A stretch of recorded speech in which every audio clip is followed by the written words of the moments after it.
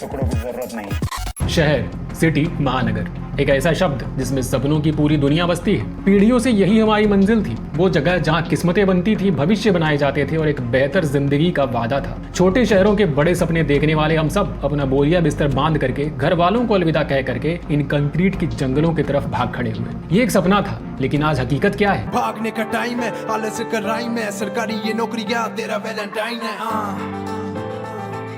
हो सके तो थोड़े और 4-5 हजार डाल देना। वो चुंबक जो कभी इंडिया के सबसे होशियार और मेहनती लोगों को अपनी तरफ खींचता था, आज उसी लोहे को खुद से दूर धकेल रहा है। एक खामोश, एक अनकहा पलायन हो रहा है। एक बार फिर से बैग पैक्स हो रहे हैं, लेकिन इस बार उम्मीद से नहीं बल्कि मजबूरी में, क्योंकि वो सपना टूट चुका है। क्या हो अगर मैं आपसे कहूं कि साल 2030 तक भारत का मिडिल क्लास हमारे सभी बड़े शहरों को छोड़कर भाग चुका होगा? और क्या होगा अगर मैं आपसे कहूं कि एक बेहतर जिंदगी जीने का अब ऑप्शन ही नहीं रहा, बल्कि एक ऐसी जिंदगी से बचने का यह रास्ता बन चुका है जो कि अब जीने लायक ही नहीं है? ये कोई कॉन्स्पिरेसी थ्योरी नहीं है दोस्तों, ये उस खामोश पलायन की कहानी है, उस ग्रेट मिडिल क्लास माइग्रेशन की है जो कि शुरू हो चुका है। तो चलिए समझते हैं कि हमारे शहर हमें क्यों निराश कर रहे हैं और कैसे जिन लोगों ने इन शहरों को बनाया था आज वही इन्हें छोड़ करके जाने पर मजबूर है।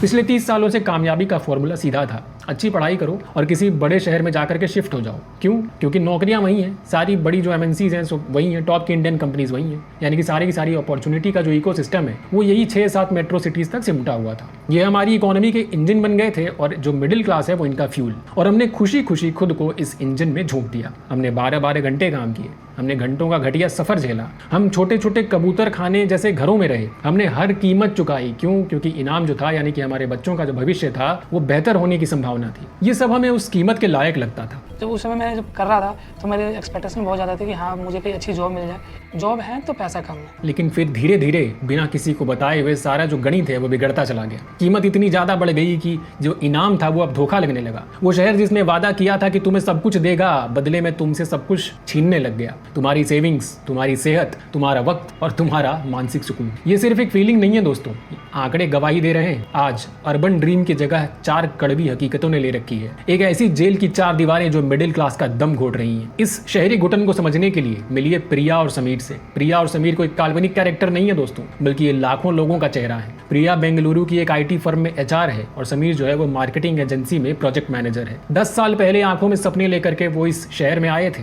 और आज उनकी कंबाइंड एनुअल इनकम करीब 28 लाख रुपए है। सुनने में बहुत अच्छा लगता है। उन्हें तो एक आरामदायक खुशहाल जिंदगी जीनी चाहिए, पर वो नहीं जी रहे हैं। वो तो फंसे हुए हैं। वो हर वक्त एक टेंशन में जी रहे हैं। उनके जीवन में थकान भरी हुई है। वो ऐसे जी रहे हैं जैसे एक ट्रेडमिल पर भागे जा रहे हैं जो कि लगातार तेज होती जा रही है। चलिए उनकी जिंदगी में घुसकर देखते हैं कि कैसे ये शहर उन्हें अपनी जेल में कैद कर रहा है। पहली और सबसे बेरहम जो हकीकत है वो है अपने घर का सपना। जब प्रिया और समीर यहाँ आए थे तो उन्हें यकीन था कि मेहनत करके एक दिन वो अपना 2 BHK अपार्टमेंट जरूर खरीद लेंगे। एक ऐसी जगह जिसे वो अपना कह सके, जहाँ उनकी 5 साल की बेटी सुकून से बड़ी हो सके। लेकिन आज ये सपना एक क्रूर मजाक बन चुका है। चलिए इसकी गणित समझते हैं। बेंगलुरु या गुड़गांव की एक ठीक ठाक सेफ सोसाइटी में 1200 स्क्वायर फीट के अपार्टमेंट की कीमत जो है वो 1.5 करोड़ से शुरू होती है। उनकी 28 लाख की इनकम पर अगर वो टैक्स देने के बाद अपनी सैलरी का 20% भी बचा लें, जो कि ऑलमोस्ट नामुमकिन है, तो भी उन्हें घर खरीदने के लिए पैसे जोड़ने में करीब 30 साल लगेंगे। जी हाँ, 30 साल। चलो ठीक है, होम लोन ले लेते हैं। 1.5 करोड़ के घर पर 20% डाउन पेमेंट यानी 30 लाख देने के बाद 20 साल के लोन पर हर महीने की EMI बनेगी करीब 1 लाख से ज्यादा। यानी उनकी महीने की जो टैक्स कटी सैलरी है लगभग उसका 50% हिस्सा जो है वो EMI बन जाएगा। तो वो मजबूर है दूसरे ऑप्शन के लिए, यानी किराए का जाल। वो आज एक रेंटेड अपार्टमेंट के लिए 45,000 रुपए खर्च करते हैं, यानी साल का लगभग 5.5 लाख रुपए। किस लिए? किसी और के घर में रहने के लिए, और इस डर के साथ कि मकान मालिक हर साल 10% किराया तो बढ़ाएगा ही। पिछले 10 सालों में वो किराए में 40 लाख से ज्यादा रुपए फूंक चुके हैं। वो पैसा जो नाली में बह गया, जिसने किसी और की तिजोरी भरी। और ये सिर्फ उनकी कहानी नहीं है दोस्तों। एक ताजा रिपोर्ट के मुताबिक भारत के टॉप शहरों में किराया पिछले 2 सालों में 30% से ज्यादा बढ़ गया है। शहर आपसे आपकी आत्मा मांगता है और पहली कीमत जो वो वसूलता है वो है आपके सर के ऊपर की छत। या तो EMI के बोझ तले या फिर किराए का राक्षस तुम्हारा खून चूस लेगा। इस जेल की जो दूसरी दीवार है वो है छुपा हुआ टैक्स, जो आप हर रोज हर पल चुकाते हैं, आपकी सेहत और आपके वक्त का टैक्स। प्रिया का ऑफिस जो है व्हाइट फील्ड में है, समीर का इलेक्ट्रॉनिक सिटी में। वो कहीं बीच में रहते हैं। हर सुबह वो एक जंग लड़ते हैं, ट्रैफिक के खिलाफ जंग। टॉम ट्रैफिक इंडेक्स के मुताबिक बेंगलुरु में एक आम इंसान हर साल 132 घंटे सिर्फ ट्रैफिक में फंसे रहकर बर्बाद करता है। पूरा 5 घंटे से जाम में खड़े हैं, गाड़ी छोड़ के खजूरी पे और पैदल आ रहे हैं, 3 किलोमीटर जाएंगे दूर। यानी आपकी जिंदगी के ये अनमोल समय सिर्फ सामने वाली गाड़ी का ब्रेक लाइट घूरते हुए निकल जाते हैं। प्रिया और समीर दोनों ट्रैवल करते हैं। उनके लिए साल के ये 11 दिन जो है वो पूरी तरह से बर्बाद है, जिसे वो एक हॉलीडे ट्रिप पर खर्च कर सकते थे। और ये सिर्फ बर्बाद हुआ वक्त नहीं है दोस्तों, ये बर्बाद हुई प्रोडक्टिविटी है, बर्बाद हुआ फैमिली टाइम है और बेहिसाब स्ट्रेस है। लेकिन कीमत इससे भी कहीं ज्यादा है। जिस हवा में वो सांस लेते हैं वो दरअसल जहर है। साल के ज्यादातर समय हमारे बड़े शहरों का जो AQI है वो पुअर से लेकर सीवियर कैटेगरी में रहता है। दिल्ली में रहना हर दिन 10 से 20 सिगरेट पीने के बराबर है। और इसके असली नतीजे हैं बच्चों में अस्थमा के बढ़ते केस, सांस की बीमारियां और एक लगातार बनी रहने वाली हल्की बीमारी जो आपकी एनर्जी और आपका बैंक अकाउंट दोनों खाली कर देती है। हम तो खुद सीनियर सिटीजन है, लेकिन छोटे छोटे हमारे पोता पोती है, उनको भी दिक्कत हो रहा है स्कूल जाने में। सांस फूलता है, मेरा खुद ही सांस फूल रहा है, आँख में जलन, नाक में जलन, गला में एकदम पूरा चुपचुपाहट हो रहा है। वो हर साल हजारों रुपए एयर प्यूरीफायर, वाटर प्यूरीफायर और उन बीमारियों के डॉक्टर के बिल पर खर्च कर देते हैं जो सीधे सीधे इस शहरी माहौल की ही देन है। यही है क्वालिटी ऑफ लाइफ टैक्स। आप सड़क पर अपने वक्त से चुकाते हैं और हवा में अपनी सेहत से।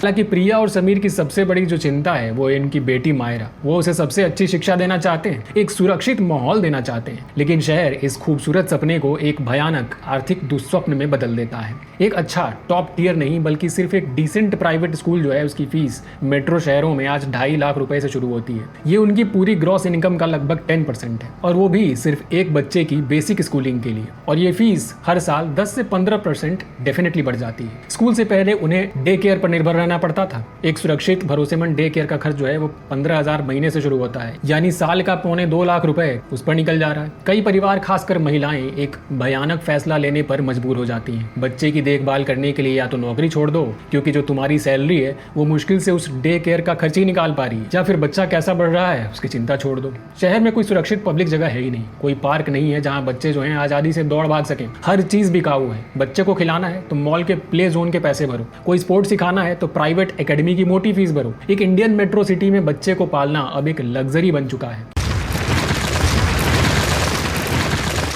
और इस जेल की जो आखिरी दीवार है वो सबसे खामोश है, यानी कि लोनलीनेस, अकेलापन। जब प्रिया और समीर के माँ बाप अपने होम टाउन में बीमार पड़ते हैं तो ये उठकर जा भी नहीं सकते। इन्हें पहले छुट्टी के लिए अप्लाई करना पड़ता है, महंगे लास्ट मिनट टिकट बुक करने पड़ते हैं और एक अपराध बोध के साथ जीना पड़ता है। जब मायरा पैदा हुई तो उसके पास माँ बाप के परिवार का कोई सपोर्ट नहीं था, उन्हें सब कुछ खुद से मैनेज करना पड़ा। काम वाली रखी जिसका खर्च और ज्यादा बढ़ गया। शहर आपसे आपका परिवार छीन लेता है। वो आपको एक ऐसे अपार्टमेंट में कैद कर देता है जहाँ 400-500 और परिवार रह रहे होते हैं, लेकिन आप अपने पड़ोसी का नाम तक नहीं जानते। सामाजिक सुरक्षा का ये जो जाल है वो टूट चुका है। ये एक अलगाव है, इसकी एक असली मनोवैज्ञानिक कीमत है। ये एंग्जाइटी पैदा करता है और हमेशा अकेले होने का एहसास देता है। तो औकात से बाहर के घर, दम तोड़ते इंफ्रास्ट्रक्चर, बच्चे पालने के पागल कर देने वाले खर्च और काटने को दौड़ने वाला अकेलापन में फंसा हुआ इंसान आखिर करे तो क्या करे। दशकों तक इसका कोई जवाब नहीं था, आपको बस घुट घुट करके जीना था। लेकिन अब कुछ बदल रहा है। एक भागने का रास्ता खुल गया है, एक प्लान बी, और उस प्लान बी का नाम है टियर 2 इंडिया। कोरोना एक बेरहम टीचर जरूर था, लेकिन आज उसने हमें एक चीज सिखा दी है कि काम कोई जगह नहीं है बल्कि काम एक चीज है जो आप करते हैं। वर्क फ्रॉम होम के इस मजबूरी वाले एक्सपेरिमेंट ने एक ऐसा दरवाजा खोल दिया जो कि अब कभी बंद नहीं हो सकता। कंपनियों को भी ये बात समझ में आ गई कि वो कहीं से भी टैलेंट हायर कर सकते हैं, और मिडिल क्लास को ये समझ में आ गया कि एक अच्छी कमाई करने के लिए उन्हें किसी महंगे जहरीले शहर में जो है सड़ने की जरूरत नहीं है। और यहीं से पलायन शुरू होता है। प्रिया और समीर अब सच में मूव होने के बारे में सोच रहे हैं, वापस अपने छोटे होम टाउन नहीं बल्कि इंदौर या नासिक जैसे किसी शहर में। चलिए देखते हैं कि उनकी जिंदगी कैसे बदल सकती है। किराया एक 2 BHK के लिए 45,000 की जगह इंदौर की एक प्राइम लोकेशन में उन्हें 20,000 रुपए में एक बड़ा बेहतर 3 BHK मिल सकता है। किराए पर सालाना बचत लगभग 3 लाख के आसपास। स्कूल की फीस 2 लाख की जगह इंदौर के टॉप स्कूल में उनका खर्च जो है लगभग 1 लाख रुपए के आसपास हो जाएगा। स्कूल पर सालाना बचत लगभग 1 लाख रुपए। सफर दिन के 2 घंटे ट्रैफिक में बिताने की जगह उनका सफ़र जो है वो 20 मिनट का होगा, यानी हर साल बचने वाला समय 250 घंटों से भी ज़्यादा, यानी उनकी ज़िंदगी के 10 से भी ज़्यादा दिन वापस मिल जाएंगे। रहने का खर्च, राशन, बाहर का खाना, बाकी खर्चे मिला के 20 से 30% सस्ते हैं। सालाना बचत कम से कम 1.5 लाख रुपए के आसपास। सिर्फ शहर बदलकर वो लगभग हर साल 6 लाख रुपए बचा पाएंगे। उससे भी ज़्यादा ज़रूरी, वो अपने परिवार के करीब होंगे, साफ हवा में सांस लेंगे और उनकी बेटी को खेलने के लिए ज़्यादा जगह मिलेगी, ज़्यादा समय मिलेगा।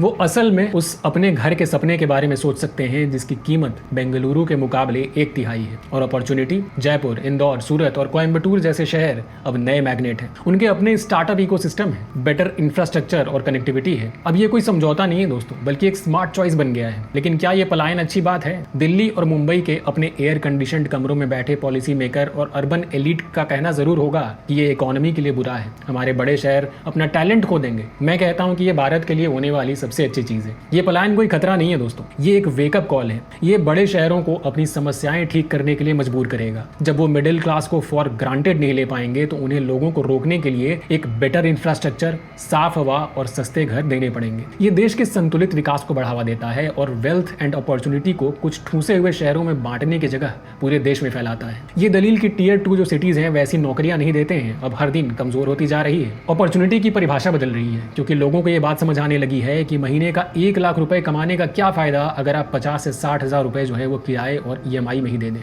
जहरीली हवा में सांस लें और आपके पास अपने से मिलने के लिए वक्त ही ना हो। असली अपॉर्चुनिटी तो बेहतर क्वालिटी ऑफ लाइफ है। मिडिल क्लास को आखिरकार समझ आ रहा है कि एक मेट्रो शहर में रहने की अपॉर्चुनिटी कॉस्ट अब बहुत ज्यादा बढ़ चुकी है। भारतीय शहर की कहानी एक टूटे हुए वादे की कहानी है। इसने प्रॉस्पेरिटी का वादा किया और इनसिक्योरिटी दी। इसने एक बेटर लाइफ का वादा किया और एक स्ट्रेसफुल सर्वाइवल दिया। मिडिल क्लास इस देश का इंजन है, लेकिन बहुत लंबे समय तक सिस्टम ने इस इंजन के साथ एक डिस्पोजेबल पुर्जे जैसा बिहेव किया है, जिसे इस्तेमाल करो, निचोड़ो और फेंक दो। ये खामोश पलायन कोई गद्दारी नहीं है बल्कि सेल्फ डिफेंस है। ये एक गैर मामूली सिस्टम के खिलाफ एक सिंपल रैशनल रिस्पॉन्स है। ये एक नए शहरी विजन की डिमांड है। पहला डिमांड हमारी सरकारों से, शहरों को सिर्फ रियल एस्टेट प्रोजेक्ट और रेवेन्यू कमाने की मशीन समझना बंद करो। उन्हें जीते जागते इकोसिस्टम की तरह देखो, उन्हें जीने लायक बनाओ। वर्ल्ड क्लास पब्लिक ट्रांसपोर्ट में निवेश करो, अफोर्डेबल हाउसिंग बनाओ और पोल्यूशन के खिलाफ जंग का ऐलान करो। आपका काम सिर्फ गाड़ियों के लिए फ्लाईओवर बनाना नहीं है, बल्कि बच्चों के लिए और ज्यादा पार्क बनाना भी आपका ही काम है।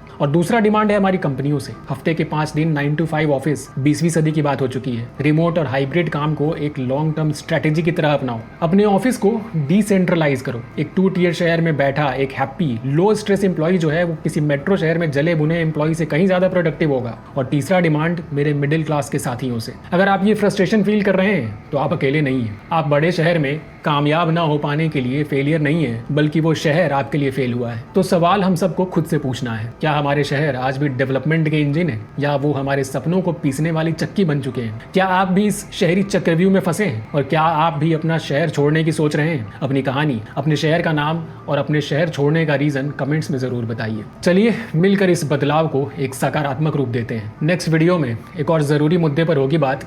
जय हिंद।